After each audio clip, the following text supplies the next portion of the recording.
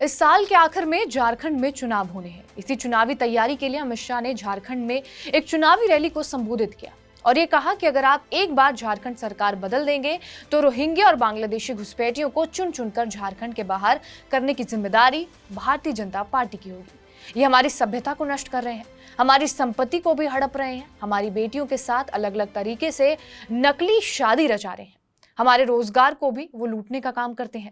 झारखंड के अंदर कोई घुसपैठी की जगह नहीं है, ये बीजेपी की सरकार ही कर सकती है।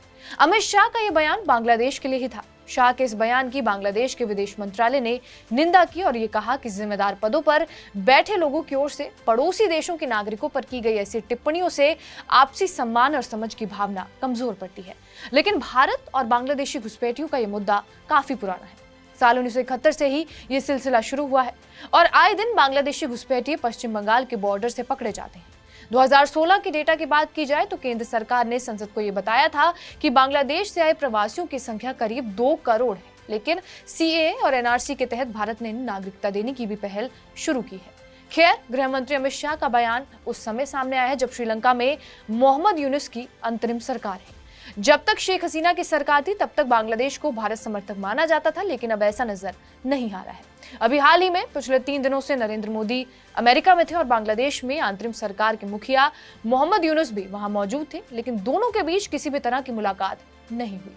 इसे भी भारत और बांग्लादेश के रिश्तों में आई तल्खी से जोड़ा जा रहा है। हालांकि भारत के विदेश मंत्री एस जयशंकर ने बांग्लादेश के विदेश मंत्रालय के सलाहकार तौहीद हुसैन से मुलाकात की है। भारत में पाकिस्तान से उच्चायुक्त रहे अब्दुल बासित ने यह दावा किया है कि पीएम मोदी ने मोहम्मद यूनुस से मिलने से इनकार कर दिया और ये बांग्लादेश के लोगों का अपमान है। खैर, पिछले दिनों बांग्लादेश में राष्ट्रगान बदलने की भी मांग उठी थी और इसको लेकर देश ने भारत पर भी आरोप लगाया था।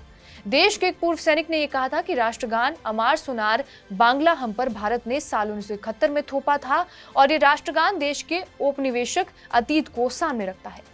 इसके बाद बांग्लादेशी सरकार ने राष्ट्रगान बदलने पर साफ इनकार कर दिया था। धार्मिक मामलों के सलाहकार एएफएम खालिद हुसैन ने यह कहा था कि बांग्लादेश भारत के साथ बेहतर रिश्ते बनाए रखना चाहता है, लेकिन शेख हसीना के तख्तापलट के बाद बांग्लादेश में मौजूद हिंदुओं पर हुए हमले कुछ और ही बयान करते हैं। हाल ही में मोहम्मद यूनुस के खिलाफ भी हिंदुओं के प्रदर्शन लगातार हो रहे हैं।